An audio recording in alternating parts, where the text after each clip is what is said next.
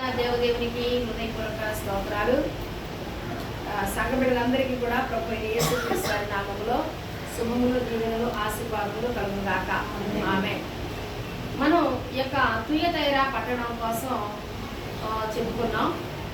ముందున్నటువంటి సంఘాలు, మొదటి సంఘం ఎఫెసు, 2 స్ముర్న, 3 పెర్గమము, 4 తుయతైరా కదా. ఈ యొక్క 4వ సంఘము పోయిన వారం యెజబేలు నీవు ఉండవలసిస్తున్నావు అంటే అబద్ధ ప్రవక్తలు, అంటే దొంగ మాటలు చెప్పేవాళ్ళు, అంటే జరగనటువంటివి. ఎప్పుడైనా ప్రవచనం అనేది ఏ విధంగా మనకు తెలుస్తుందంటే ఆ యొక్క ప్రవచనం వాక్యానుసారమైనదై ఉందా లేదా అనేది ఒకటి చూసుకోవాలి. ఆ తర్వాత ఆ యొక్క ప్రవచనం ఎప్పుడు అది రూఢిపరుస్తుంది అంటే, ఇప్పుడు బంగారంలో మకిలి ఉంది, అది శ్రేష్టమైనటువంటి ఇది బంగారం నిజమే. ఒక బంగారం వస్తువు దగ్గర తెచ్చిచ్చారు, ఇది బంగారమా కాదా అని ఏం చేస్తాడు కంసరవాడు? గీట్రాయి మీద గీస్తాడు. ఒక గీట్రాయి మీద తెలియకపోతే దాన్ని అగ్నిలో కాలుస్తాడు. అది పిచ్చిదనుకోండి, అది నల్లబడిపోతుంది. లేదు అది నిజమైన బంగారం అనుకోండి, ఇంకా తలతల మెరుస్తూ వస్తుంది అన్నమాట. అంటే బంగారాన్ని నిగ్గు తెలిసేది ఏదంటే అగ్ని. అగ్నిలో కాటానికి కొంత టైం పడుతుంది కదా. అలాగే చెప్పినటువంటి ప్రవచనం అది నెరవేరితే గనక దేవుడు ఇచ్చినటువంటిది, దేవుడు ఇవ్వనటువంటిది అది ఎంత మాత్రం కూడా నెరవేరదు. కానీ ఇక్కడ ఈ యొక్క తుయతైరా సంఘంలో ఎలాంటి వారు ఉన్నారట? యెజబేలు ఆత్మ కలిగి యెజబేలు లాగా మాట్లాడి ఆ యొక్క ప్రవక్తను నీవు ఉండనిస్తున్నావు, నీవు మారు మనసు పొందు కదా. పోయిన వాళ్ళ దగ్గర నేర్చుకున్నాం, నువ్వు మారు మనసు పొందాలి. నేను నీకు మారు మనసు పొందడానికి చాలా సమయం ఇచ్చాను, కానీ నువ్వేం చేస్తున్నావు? నీ జాగ్రత్తని విడిచిపెట్టట్లేదు, నువ్వు మారు మనసు పొందట్లేదు. కాబట్టి నేనేం చేస్తాను తెలుసా? మంచం పట్టిస్తాను. పాపం చేస్తే వాళ్ళు మంచం పట్టేస్తారు, రోగాలు పాలైపోతారు. ఆ రోగం ముదిరిపోతే మరణం అయిపోతారు. మంచానికి ఎక్కిన వాళ్ళు మరణానికి వెళ్ళిపోతారు. దేవుడు చెప్తున్నాడు అంటే జాగ్రత్త, నేను నీకు ఏం కలగజేస్తాను తెలుసా? రోగాన్ని కలగజేస్తాను, అలాగే మరణాన్ని కూడా. నేను నరకానికి నేను చంపేస్తాను అని దేవుడే తెలియజేస్తాడు. దాని పిల్లలు నిశ్చయంగా చంపేనందువలన అంతరింద్రియములో హృదయంలో పరీక్షించువాడిని నేను అని ఇక సంఘములన్నీ తెలుసుకును అని చెప్తున్నాడు. మరి మీలో ప్రతి వారికి వారికి లేదు చొప్పున ప్రతిఫలం ఇస్తాను. నువ్వు ఏ పనులు చేస్తున్నావో కదా, నువ్వు సంఘంలో పని చేస్తున్నావా, ఏ పని చేస్తున్నావు, నువ్వు ఏ పని చేస్తున్నా కూడా ఒకవేళ నీకు ఎవరు జీతం ఇవ్వట్లేదేమో, డబ్బులు ఇవ్వట్లేదేమో, కానీ నువ్వు చేసేటువంటి పని నిమిత్తము దేవుడు నీకు జీతం ఇస్తాడు అని చెప్తున్నాడు. దేవునికి స్తోత్రం. వారి క్రియలు చొప్పున నువ్వు చేశారు, మంచిదైనా సరే అది చెడ్డమైనా సరే చెడ్డవానికి తగినటువంటి ప్రతిఫలము చెడ్డదానికి ఇస్తాడు, మంచిదానికి తగినట్టుగా మంచి ప్రతిఫలము దేవుడు అనుగ్రహిస్తారని దేవుడు స్పష్టంగా తెలియపరుస్తున్నారు. అంటే దేవుడు ఈ యొక్క తుయతైరా సంఘం నుంచి ఏమేమి చేయాలో ప్రభు ఆశించట్లేదు, కానీ దానికి పెద్ద భారాలు మోపలేదు. ఇంకా భారం కూడా పెట్టట్లేదు. ఏమంటున్నాడు? నువ్వు మారు మనసు పొందు, నువ్వు మళ్ళుకో అని చెప్తున్నాడు. ఎందువల్ల చెప్తున్నాడు? ఒకవేళ ఆయన యొక్క ఆజ్ఞలు కఠినమైనవా సులువైనటువంటివా? ఆయన మార్గం కఠినమైనదా సులువైనదా? చెప్పండి. దేవుని మార్గం కఠినమైనదా సులువైనదా?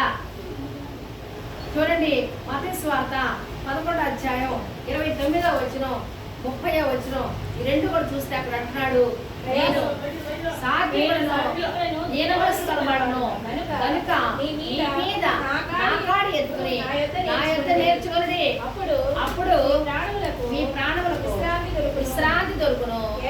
ఏలయనగా నా కాడి సులువుగాను నా భారము తేలికగాను.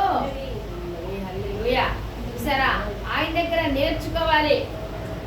ఆయన దగ్గర ఎలా నేర్చుకుంటామంటే బైబిల్ గ్రంథంలో చదివితే ఆయన అనేకమైన విషయాలు తెలియజేస్తారు. వాక్యానుసారంగా నడవడం కష్టమా సులువా? వాక్యానుసారంగా జీవితం కష్టం అన్నోడు, సులువు అన్నోడు చెయ్యొద్దండి. సులువు. 1 ఇంకా 2 3 4 దేవుని యొక్క వాక్యాసారుగా జీవించడం సులువా? సులువా? చాలా సులువు. చాలా సులువు. ఎందుకంటే అబద్ధం లేదు. అబద్ధం చెప్పడం కష్టమా, నిజం చెప్పడం కష్టమా? అబద్ధం చెప్పడమే కష్టం. అది లోకానికి తెలియదు. అబద్ధం తేలిక అనుకుంటారు. అబద్ధమే కష్టం. అబద్ధానికి ప్లాన్ వేసుకోవాలి. ఇంక ఇది ఎలా మంచి చెప్పాలి తెలుసుకోవాలి. అబద్ధం కష్టం. అబద్ధం నిలవదు. నిజం అనేది ధైర్యాన్ని పుట్టేస్తుంది. నిజం చెప్పడమే సులువు. ఇంతే తిడతారు, తంతే తంతారు, ఆ టైంకి అయిపోద్ది. అదే అబద్ధం చెప్తే ఆ అబద్ధం ఎప్పటికైనా రుజువు అవుతుంది. నిజం అనేది బయటకు వస్తుంది. అప్పుడు అబద్ధం నిన్ను అవమానం పాలు చేస్తుంది. అందువల్ల దేవుని యొక్క వాక్యాన్ని పాటించడం అనేటువంటిది చాలా సులువు. దేవునికి స్తోత్రం. ఎంత మంచి దేవుడు అండి. నువ్వు నిజంగా నువ్వు సత్యంలో నిలవాలి, సత్యంలో నడవాలి అని అనుకుంటే దేవుడు నిన్ను ఆయన చేయి పట్టి నడిపిస్తాడు. దేవునికి స్తోత్రం. దేవునికి ఎవరు కావాలట?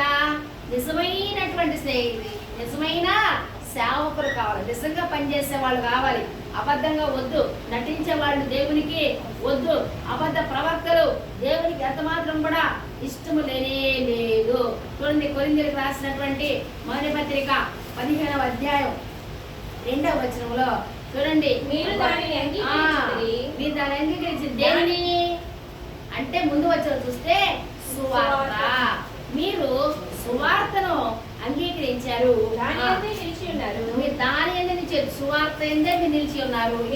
మీ విశ్వాసము వ్యర్థమైతేనే గాని నేను ఏ ఉపదేశ రూపముగా సువార్త మీకు ప్రకటించును ఆ ఉపదేశముని మీరు గట్టిగా పట్టుకునే కదా. ఏం పట్టుకోవాలట? సువార్త. సువార్త అంటే ఏంటి? యేసుక్రీస్తు. సువార్త ప్రకటిస్తున్నామంటే అర్థం ఏంటంటే యేసుక్రీస్తు వారి యొక్క మరణ పునరుద్ధానాలను మేము ప్రకటిస్తున్నాం. యేసుక్రీస్తు ప్రభు మన పాపాల కోసం మరణించాడు. ఆ పాపాలని ఆయన పరిహరించి అంటే చంపేసి ఆయన తిరిగి లేచాడు. ఈ లోకంలో ఆ విధంగా మరణించి తిరిగి లేచిన వారు యేసుక్రీస్తు ప్రభు వారు మాత్రమే. మీరు అనొచ్చు, మరి లాజరు చనిపోయాడు, తిరిగి లేచాడు కదా. యాయీరు కుమార్తె చనిపోయింది, తిరిగి లేచింది కదా. విధవరాలు కుమారుడు మరి యేసుక్రీస్తు ప్రభు వారిని పాడి ముట్టగానే తిరిగి లేచాడు కదా అని అనొచ్చు. వాళ్ళు మరలా చనిపోయారు. ఎవరైనా సరే ఈ లోకంలో మళ్ళీ నిజం మనుషులు మళ్ళీ బతికిన వాళ్ళు లేరా? మా నాన్నగారు చిన్నప్పుడు చెప్పేవాళ్ళు, కోట ఈయన తీసుకురా. ఏంటంటే కోట చచ్చిపోయాడు అనేవాళ్ళంట. అయ్యో కోట చచ్చిపోయాడని బయట వేసేసరికి పక్క వీధిలో ఈయనేమో లేచాడు, పక్క వీధిలో కోట చచ్చిపోయాడు. ఇద్దరు పేర్లు కోట అయ్యాడంట. మమ్మల్ని అంటే చెప్పుకుంటుండేవాళ్ళు మా అమ్మగారు మా నాన్నగారు. ఆ కోటకి చచ్చిపోయాడంటే ఏంటంటే యములోళ్ళు అంట వచ్చి ఆ కోటని తీసుకెళ్ళి ఈ కోటకి తీసుకెళ్ళాడు. రాంగ్ అడ్రస్కి వచ్చారు. అది హాస్యాస్పదము, అది ఎంతవరకు నిజమో అబద్ధమో నాకు తెలియదు, కానీ దానికోసం నేను మాట్లాడట్లేదు. కానీ అలా నిజంగా మనుషులు కూడా కొంతమంది చనిపోయి లేచిన వాళ్ళు ఉన్నారు కదా. మన సాక్ష్యాల్లో కూడా దొరుకుతారు కదా, ఉంటారు కదా. నేను చచ్చిపోయాను కానీ ప్రార్థన చేశారు, నేను బతికాను అన్నట్టు వాళ్ళు చచ్చిపోయారు లేరా? అలాగే ఈ ప్రపంచంలో ఒకవేళ బ్రతికినా అందరూ చచ్చిపోయారు. ఒకవేళ ఇప్పుడెవరైనా బ్రతుకున్నా వాళ్ళు కూడా ఎప్పటికైనా చనిపోతారు. కానీ యేసుక్రీస్తు ప్రభువారు చనిపోయి ఆయన బ్రతికి ఈ రోజు వరకు కూడా బ్రతికే ఉన్నారు. సర్వమానవాళి పాప పరిహారార్థమై ఆయన చనిపోయారు. కానీ ఆయన ఎవరైనా మరణింప చేయగలరా? ఆయనే జీవమై ఉన్నారు. జీవమై ఉన్నటువంటి యేసుక్రీస్తు ప్రభువారిని ఎవరు చంపగలరు? ఎవరికి చంపే అధికారం లేదు. అందుకే తండ్రి నీ చేతికి నా ఆత్మను అప్పగిస్తున్నాను అన్నారు. యేసుక్రీస్తు ప్రభువారి యొక్క మరణం ఎవరి చేతుల్లో ఉంది? అంతే, ఆయన చేతుల్లోనే ఉంది. దేవునికి స్తోత్రం. ఆయనకి మరణము లేనే లేదు. తెస్సలోనికీయులకు రాసినటువంటి 2వ పత్రిక 2వ తెస్సలోనికీ 2వ అధ్యాయం 15వ వచనం అంటున్నాడు, కాబట్టి సహోదరులారా ఎలా ఉండాలి? మీరు నిలకడగా ఉండండి. దాన్ని అండర్లైన్ చేసుకోండి. మీరు ఎలా ఉండాలి? నిలకడగా. స్టెబిలిటీ. మా నోటి మాట వలనైనను మా నోటి మాట వలనైనను మా పత్రిక వలనైనను మీకు బోధింపబడిన విధులను చేపట్టుడి. ఆ విధులు ఏం చేయాలి? మీరు మొట్టమొదటిగా నిలకడగా ఉండాలి. ఎక్కడ నిలకడగా ఉండాలి? దేవుని యందు నిలకడగా ఉండాలి. తిమోతికి రాసినటువంటి మొదటి పత్రిక, మొదటి తిమోతి అంటే తిమోతి రాసిన మొదటి పత్రిక అంటే తిమోతి ఇద్దరు ఉన్నారు కాదండి. తిమోతికి ఒక పత్రిక రాశారు, మళ్ళీ రెండవ పత్రిక కూడా పౌలు గారు రాశారు. దానికోసం చెప్తున్నాను. తిమోతికి రాసిన మొదటి పత్రిక 3:9 వచనంలో విశ్వాస మర్మమును పవిత్రమైన మనస్సాక్షితో గైకొను వారై ఉండాలి. ఎలా ఉండాలి? పవిత్రమైనటువంటి మనస్సాక్షి. నీవు దేవుని యొక్క రాజ్యంలో, నిత్య రాజ్యంలో నువ్వు ఉండాలంటే ఎలా ఉండాలి? ఇందాకంతా ఏం చెప్పాడు? పోయిన వారంలో మనం చెప్పుకున్నప్పుడు యెజెబెల్ అనేటువంటి ప్రవక్తని నువ్వు ఉండనిస్తున్నావు. జాగ్రత్తం ఇంకా నీలో ఉంది. ఆ జాగ్రత్తం నుంచి నువ్వు మళ్ళుకోవాలి. నీకు సమయం ఇచ్చాను, నువ్వు మారుమనసు పొందావా సరే, లేదంటే కనుక నేను నిన్ను మంచం పట్టిస్తాను, లేదంటే చంపేస్తాను అని దేవుడు చెప్పాడు.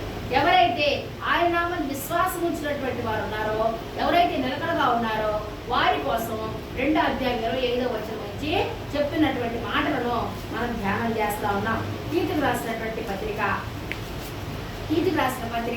1:9 తాను హితబోధ విషయమై హెచ్చరించుటకును ఎదురాడు వారి మాట ఖండించడానికి శక్తిగల వాడు ఉన్నట్లు ఉపదేశమును అనుసరించి నమ్మదగిన బోధను చూడండి. ఏ బోధ కండి? నమ్మదగిన బోధను గట్టిగా చేపట్టుకుని వాడై ఉండాలి. ఏ బోధని? పవిత్రమైనటువంటి బోధని, విశ్వాసంతో కూడినటువంటి బోధని, విశ్వాసములో ఉన్నటువంటి యొక్క మర్మాలన్నీ కూడా తెలియజేసేటువంటి దేవుని యొక్క దివ్యమైనటువంటి వాక్యాన్ని నువ్వేం చేయాలి? గట్టిగా పట్టుకోవాలి. తర్వాత హెబ్రీయులకు రాసినటువంటి పత్రిక, హెబ్రీ పత్రిక 4:14 ఎందుకంటే ఆకాశ మండలము గుండా వెళ్ళిన ఎవరైనారు? యేసుక్రీస్తు వారు. ఆయన మరణించి తిరిగి లేచి 3వ దినమున ఆయన ఈ యొక్క భూమి మీద సంచరించారు. ఎన్నాళ్ళండి చెప్పండి లెక్క? 40 దినాలు. 40 దినాలు ఈ భూమి మీద సంచరించి ఎంతమంది కనబడ్డారు? 500 మందికి పైగా కనబడి అందరూ చూస్తుంటుండగా అపోస్తలుల కార్యగ్రంథం 9వ అనుకుంటా మనం చెప్తాడు. ఆయన అందరు చూస్తుంటుండగా పరలోకమునికి వెళ్ళినప్పుడు అక్కడ ఉన్నటువంటి వాళ్ళు ఆ దేవదూత చెప్తున్నాడు, గలిలయ మనుషులారా మీరు ఎలా తేరు చూస్తున్నారు? ఇదిగో వెళ్ళినటువంటి పరలోకమునికి వెళ్ళినటువంటి యేసే ఏ రీతిగా పరలోకములకు వెళ్ళుట మీరు చూస్తున్నారో అదే రీతిగా ఎలాగైతే పైకి వెళ్ళారో మన యేసుక్రీస్తు ప్రభువు అదే విధంగా తిరిగి వస్తారు. ఎందుకు?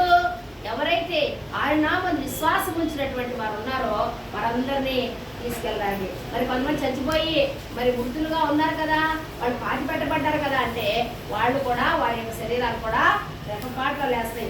ఒకవేళ ఎవరైతే ఆయన యొక్క రాకడ వరకు, ఆయన మధ్యాకాశానికి వచ్చేటప్పటి వరకు కూడా ఇంకా ఒకరు బ్రతికున్నటువంటి వారు ఉన్నారు. మనం ఉన్నాము, మన తరాలు మన పిల్లలు వస్తున్నారు, వాళ్ళ పిల్లలు వస్తున్నారు, వాళ్ళ పిల్లలు వస్తారు కదా. ఎప్పుడు వస్తారో యేసుక్రీస్తు ప్రభువు మనకు తెలియదు.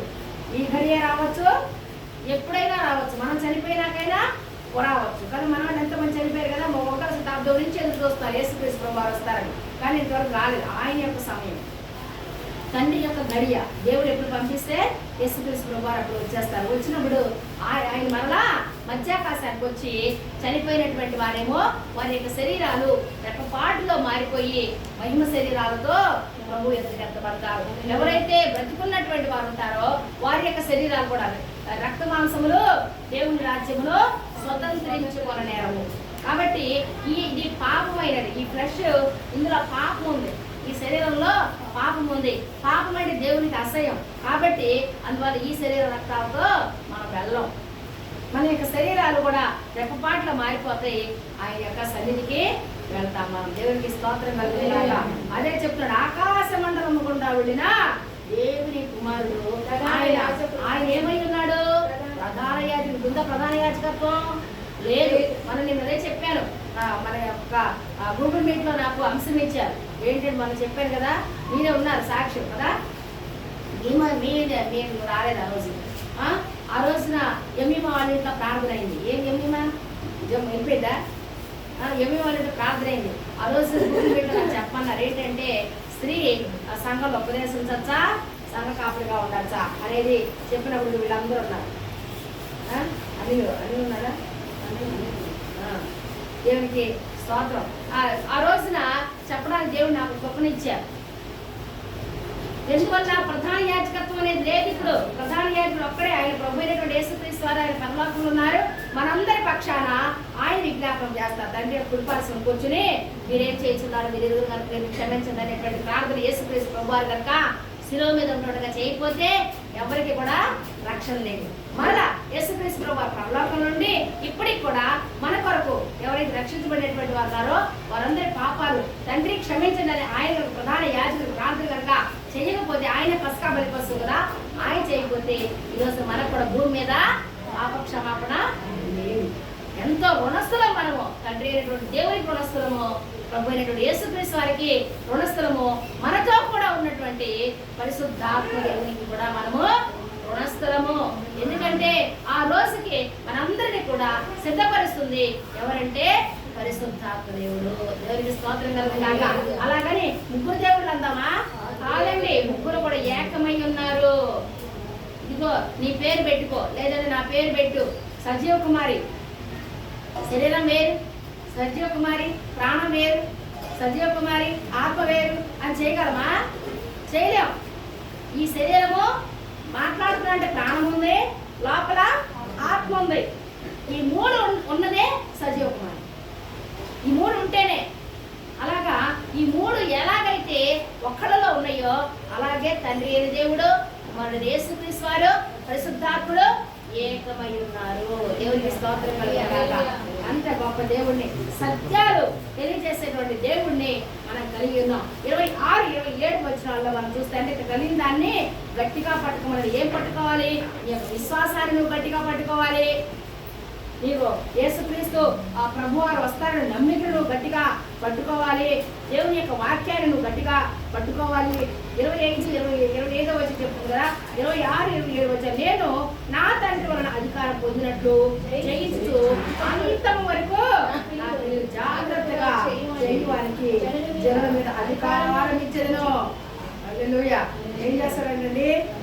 జయించేటువంటి వ్యక్తి. ఆ జయించే వ్యక్తి ఎవరంటే ప్రభు అయినటువంటి యేసుక్రీస్తు వారు. ఆయన చెప్పుతున్నటువంటి మాట ఏంటంటే అంతము వరకు కూడా చెప్పబడతా ఉంది. కొలస్సీలకు రాసినటువంటి పత్రిక 1వ అధ్యాయం 23వ వచనంలో చూసినట్లయితే, పునాది మీద కట్టబడిన వారే మనం ఏ పునాది మీద? క్రీస్తు అనే అపోస్తలులు వేసినటువంటి పునాది మీద. అపోస్తలులు ఎవరిని కలిగి ఉన్నారు? యేసుక్రీస్తు ప్రభు వారిని కలిగి ఉన్నారు. అపోస్తలులు ఎక్కడ నేర్చుకున్నారు? అపోస్తలుల యొద్ద నేర్చుకున్నారు కదా. అపోస్తలుల దగ్గర నేర్చుకున్నటువంటి వారుగా ఉండి మనందరూ ఎక్కడ కట్టబడ్డాము? అపోస్తలులు వేసినటువంటి పునాది మీద మనం కట్టబడి ఉన్నాము. ఆ యొక్క కట్టడం ఎలాంటిది? అది స్థిరమైనటువంటిది, దేవుల్లో స్థిరమైనటువంటి. చదువుమా. స్థిరముగా ఉండి మీరు విన్నట్టు ఆకాశం క్రింద ఉన్న సమస్త సృష్టికి ప్రకటింపబడినట్టు సువార్త వలన నిరీక్షణ. ఏం నిరీక్షిస్తున్నాం మనము?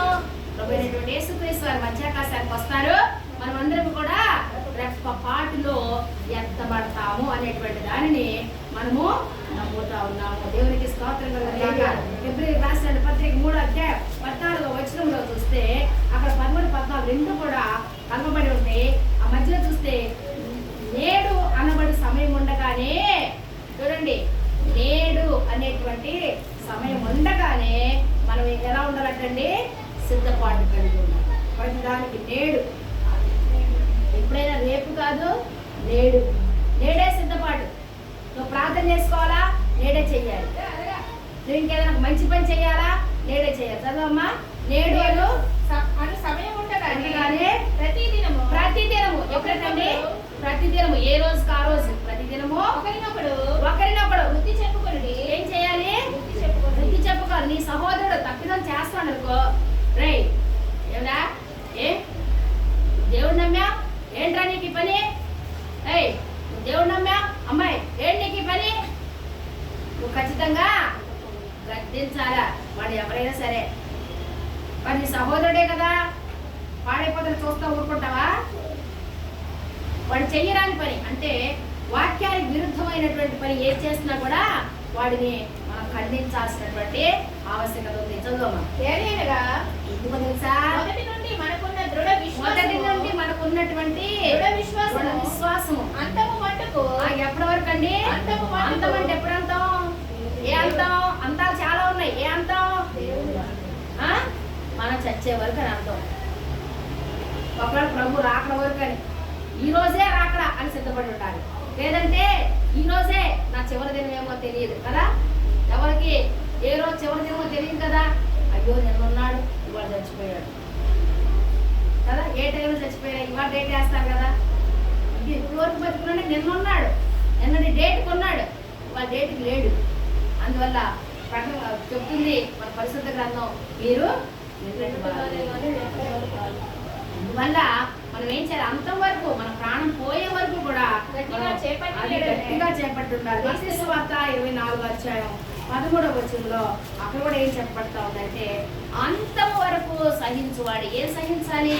నీకున్నటువంటి బాధలు కానీ, కష్టాలు కానీ, విడుదలు కానీ, ఇబ్బందులు కానీ ఏవైనా కూడా నువ్వు సహిస్తూ, యేసుక్రీస్తు వారు చెప్పారు కదా, నీ సిలువను ఎత్తుకొని నన్ను వెంబడించు. సిలువ అనేది ఉందండి. సిలువ ఏ మనిషికి ఆ మనిషికి. ఆ సిలువ అంటే ఏంటి? శ్రమలు, కష్టాలు, బాధలు ఉంటాయి. పిల్లల్లో బాధలు లేవా? శరీరంలో అనారోగ్యం లేదా? ఆర్థిక ఇబ్బందులు లేవా? ఇవన్నీ సిలువ. ఈ సిలువను వెతుకుని నీవు నన్ను వెంబడించాలి. ఆ యొక్క లోకపు శ్రమలు అవి ఎన్న దగ్గరవి కాదు, ఆయన ఇచ్చేటువంటి మహిమ ఎదుట. ఇంకా చూస్తే అంటున్నాడు, ఆయన ఏం చేస్తారట? ఎవరు పరిపాలిస్తారు? ఏక ఛత్రాధిపత్యంతో యేసుక్రీస్తు ప్రభు వారే పరిపాలిస్తారు. ఈ వాగ్దానం తండ్రి అయినటువంటి దేవుడు కీర్తనల గ్రంథంలోనే 2వ అధ్యాయం 8-9 వచనాల్లో మనం చూస్తే 2:8 అనగానే మీకు గుర్తు రావాలి. జనములను స్వాస్థ్యం గాను భూమిని దిగంతముల వరకు సొత్తుగాను ఇచ్చినటువంటి ఈ వాగ్దానం ఎవరో తెలుసా అండి? ప్రభువైన యేసుక్రీస్తు వారిని. 9వ చరణం. ఇనుప దండముతో నీవు వారిని నలగొట్టదు, పగలగొట్టినట్టు చెక్కలుగా పగలగొట్టదు. 2వ సంకీర్తన. జనములు ఎలా అల్లరి చేయుచున్నవి, జనములు ఎలా అల్లరి రేపుతున్నారు, వ్యర్థమైన దానిని ఎలా కలుపుతున్నారు అనే దాంతో ప్రారంభమవుతా ఉంది కదా. అందులో చెప్తున్నాడు, జనములు నీకు స్వాస్థ్యముగాను భూమిని దిగంతముల వరకు నీకు సొత్తుగాను ఇచ్చెదను. ఇనుప దండముతో నీకు వారిని పగలగొట్టింది మొక్క చెక్కలుగా. ఇక్కడ అదే కదా రాశారు, ఇనుప దండముతో వారిని అతడు ఏన్నాడు. వాడి కుమ్మరి వారి పాత్ర వలె పగలగొట్టబడిను. తండ్రి అయినటువంటి దేవుడు యేసుక్రీస్తు ప్రభు వారికి ఇచ్చినటువంటి ఆ యొక్క వాగ్దానం, ఆ వాగ్దానం యొక్క నెరవేర్పు ఈ యొక్క అంతంలో జరగబోతా ఉన్నది అనేది దేవుని యొక్క వాక్యం తెలియజేస్తా ఉంది. మనం ఇంకా చూస్తే ప్రకటన గ్రంథం 3వ అధ్యాయం 21లో కూడా అంటున్నాడు, నేను జయించి నా తండ్రితో కూడా ఆయన సింహాసనంలో అది కూర్చున్న ప్రకారము ఏం చేస్తాడు? ఆయన తండ్రి కుడిపార్శ్వన కూర్చున్న. ప్రకటన గ్రంథం 20వ అధ్యాయం 4-5 వచనాలలో 4 మరియు 6 వచనాలు చూస్తే అందరి సింహాసనం చూస్తే వాటి మీద ఆశీనులై ఉండవారికి విమర్శ చేయుటకు అధికారం ఇవ్వబడెను. మరియు ఘోర మృగముకైనను దాని ప్రతిమకైనను నమస్కారం చేయక తమ నొసళ్ళ యందు గాని చేతుల యందు గాని దాని ముద్ర వేయించు పనని వారిని. దాని ముద్ర ఏంటి? దాని ముద్ర 666 సాతాను ముద్ర. అది ఆ ముద్ర వేయించుకున్నవాడికి పరలోక రాజ్యంలో ప్రవేశం లేదు. అది కూడా వస్తుంది. ఈ లోకనాథుల్ని వాడు ఎన్నుకుంటాడు, వాళ్ళలో ఉండి పనులు జరిగిస్తాడు. 666 ముద్ర వేసుకుంటేనే మీకు రేషన్ కానీ బట్టలు కానీ కొనాలన్నా అమ్మాలన్నా ఈ రెండేగా జరిగేది. ఒకటి కొనాలి, రెండు అమ్మాలి. ఈ రెండు జరగాలంటే 666 ముద్ర వేసుకున్న వాళ్ళకే అని చెప్తారు. ఇది ఇప్పుడు జరగదు, కానీ అది 7 ఏళ్ల మహాశ్రమ కాలంలో జరుగుతుంది. అప్పుడు ఏది ఏమైనా కానీ మరణం కూడా ఉండదు. మరణాన్ని బంధించేస్తాడు 7 సంవత్సరాలు. ఆ బాధను కోర్చుకున్నటువంటి వాళ్ళకి మాత్రమే పరలోక రాజ్య ప్రవేశం. అంతవరకు ఎందుకండి? ఇది కృపాకాలం. యేసుప్రభు నమ్ముకో అని చెప్తుంటే యేసుప్రభు అంటే ఎవరో పాలన దేవుడు, ఆయన ఎందుకు అని అనుకుంటున్నారు. కానీ యేసుప్రభు నిజమైన దేవుడు, రక్షకుడు. ఆయన ఆత్మ రక్షకుడై ఉన్నాడు. నమ్మితే నీ సొమ్ము ఏం పోయింది? నమ్మినోడు సొమ్ము, నమ్మనోడు దుమ్ము. నమ్మాలి. నమ్మితే నీ ఆత్మ రక్షించబడుతుంది. చూడండి, ఇంకా చూస్తే ప్రకటన గ్రంథం తిమోతికి రాసిన 2వ పత్రిక 2వ అధ్యాయం 12వ వచనంలో సహించిన వారమైతే ఆయనతో కూడా ఏలుదుము. ఏ సహించాలి? ఈ బాధ, ఈ కష్టాలు ఇవన్నీ కూడా సహిస్తే మనం ఆయనతో కూడా రాజ్య పరిపాలన చేయడానికి చెప్పాడు కదా. పేతురు రాసినటువంటి 2వ పత్రిక 2వ అధ్యాయం 9వ వచనంలో మీరు చీకటిలో అయితే చీకటిలో నుండి ఆశ్చర్యకరమైన తన వెలుగులోకి మిమ్మల్ని పిలిచిన వారి గుణాతిశయంలో ప్రచురము చేయి నిమిత్తము మీరు రాజులైన యాజక సమూహమును దేవునికి పరిశుద్ధ జనమునై ఉన్నారు అని చెప్పారు. మనందరూ ఎవరు? అక్కడ యాజకత్వం చేస్తాము. రాజులు మీరు పరిపాలన చేస్తారు అని చెప్పడానికి అది చెప్తున్నాడు. అందువలన ఈయనేం చేస్తున్నాడట? ఎక్కడి నుంచి పొందుకున్నాడు ఇలా అధికారం అంటే, ఇది నా తండ్రి వలన నేను పొందుకున్నాను అని యేసుక్రీస్తు వారు చెప్తున్నారు. అదే సువార్త 28వ అధ్యాయం 18వ వచనం చూస్తే సర్వాధికారి అయినటువంటి దేవుడు యేసుక్రీస్తు వారు ఎవరండి? సర్వాధికారి అయినటువంటి దేవుడు ఆయన ద్వారా మాత్రమే మన పాపాలు క్షమించబడితే నిత్య రాజ్యంలో మనం ప్రవేశిస్తాం. యోహాను సువార్త 3వ అధ్యాయం 35వ వచనం ఎందుకు ఈ అధికారం ఆయనకు ఇచ్చారంటే, తండ్రి కుమారుని ప్రేమిస్తున్నాడు కనుక సమస్తము కూడా తండ్రి అయినటువంటి దేవుడు సమస్తము ఆయన చేతికి అప్పగించారు. దేవుడికి స్తోత్రం కలుగును గాక. ఎందువల్లంటే ఈయన యేసుక్రీస్తు వారి కోసం చెప్పబడతా ఉంది. మరియు అతనికి వేకువ చొక్కను ఇచ్చేదను. వేకువ చొక్క. ఆ వేకువ చొక్క ఎవరండి? వేగు చొక్క అది తెల్లవారుజామున వస్తారు. తెల్లవారుజామున మా అమ్మ అట్ల తగ్గి చేసినప్పుడు నాకు తెల్లవారుజామున లేపి భోజనం పెట్టేది. గోంగూర ఆ పచ్చడి, పులగం అన్నం వండి గోంగూర పచ్చడి వేసి, అమ్మలే తెల్లవారుజామున వేసి ఇగో తినాలి, ఎందుకంటే తెల్లవారుజామున భోజనం చేయకపోతే ముసలమ్మ కూడా వస్తాడు కాబట్టి లేచి తినని పెట్టేది మా అమ్మ. అప్పుడు ఏం చేసేది తెలుసా? బయటికి వెళ్ళి ఇలా పైకి చూసేది. ఏంటంటే ఆ తెల్లవారుజాము ఆ చొక్క ఉందిలే. నేను ఆ అమ్మాయి వెళ్ళాము ఇప్పుడేంటమ్మా నిద్రపోతాడు, లే అన్నం పెడతా వద్దాం, నేను తిన్నా నిద్ర వస్తుందంటే లే అవి చూడు చొక్క ఉంది, ఇంకా చొక్క ఉందిలే పర్వాలేదు లే తిను అని పెట్టేదన్నమాట బలవంతంగా. వేకువ చొక్క నేను ఎందుకు చెప్తానంటే, వేకువ అంటే తెల్లవారుజామున, ఆ తెల్లవారుజామున వచ్చేటువంటి చొక్క. యేసుక్రీస్తు ప్రభువారు ఎప్పుడు వస్తారో తెలీదు. ఆ వచ్చే నెల వస్తారట దొంగ. ఆయన చెప్తారు దొంగలాగా వస్తారట. దొంగ ఎప్పుడు వస్తారో తెలీదు. కాబట్టి ప్రతి ఒక్కరు కూడా మెలకువగా అంటే కళ్ళు తెలుసుకుని నిద్రపోకుండా కాదు, మెలకువగలిగిన ప్రార్థన చేస్తూ, విసుగక నిత్యము ప్రార్థన చేస్తూ, మెలకువగలిగినటువంటి ప్రార్థన చేస్తూ ఉండాలి అంటున్నాడు. వేగు చుక్క ఆయన క్రీస్తుని సూచిస్తా ఉన్నమాట. ఆయన అనమాట. మా అమ్మ చొక్క చూపించేది. ఆ చొక్క కాదు కానీ ఆ నిజమైనటువంటి వేగు చొక్క ఎవరండి? ప్రభు అయిన యేసుక్రీస్తు వారు. దేవునికి స్తోత్రం కలుగుగాక.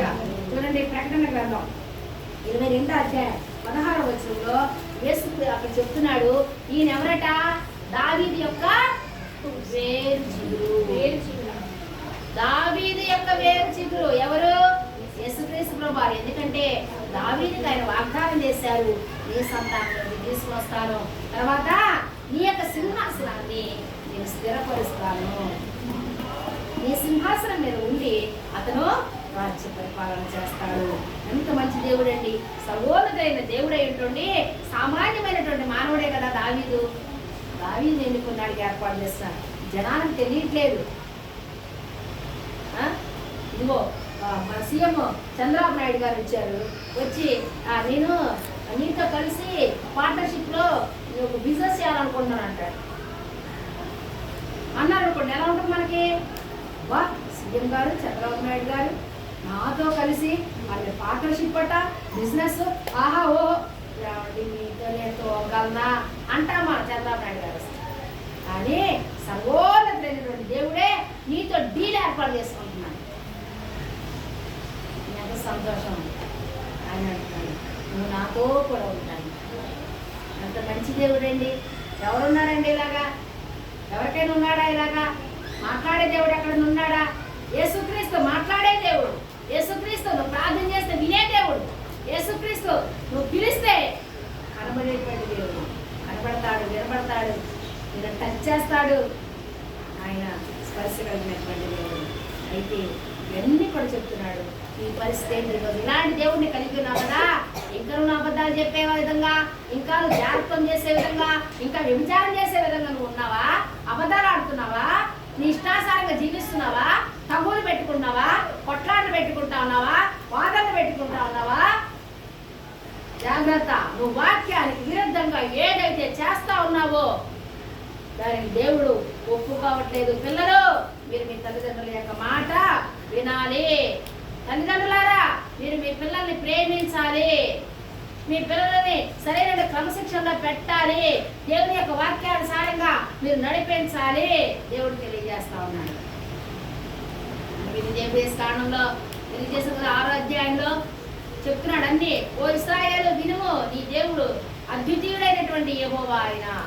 4వ వచనం నుంచి చూస్తే అందులో కనిపిస్తుంది. ఇక నీ పిల్లలకి ఇంట కూర్చున్నప్పుడు, త్రావులో నడిచెళ్ళినప్పుడు, పడుకున్నప్పుడు, లేచినప్పుడు నీవు వారికి అభ్యసింప చేయవలెను. నీవు నీ పిల్లల్ని వాక్యానుసారంగా పెంచకపోతే దేవుడు ఇల్లు ఎక్కడున్నాడు? పిల్లలు, మీరు కనుక దేవుని యొక్క మాటతో పాటుగా దేవుడు ఏదైతే వాక్యంలో సెలవిచ్చాడో మీరు కనుక తల్లిదండ్రుల మాట వినకపోతే దేవుడు ఊరుకోడు. అంతే కదా? ఉండేది ఎవరైనా ఈ లోకంలో? తల్లి, పిల్లలే కదా. అంతేనా? తల్లిదండ్రులు, పిల్లలు, అలాగే కదా కుటుంబం. అదే కదా ప్రపంచ జనాభా. వాక్యానుసారంగా జీవించాలి. అయితే ఈ తుయితైర పట్టణానికి ఉన్నటువంటి ఏంటో తెలుసా అండి? తుయితైర సంఘానికి, ఈ తుయితైర సంఘం ఎలాంటి సంఘం అంటేనట, ఇది ఉండటానికి ప్లేస్ లో అక్కడ ఉంది కానీ రాకడంలో కనపడదట, ఎత్తబడదట.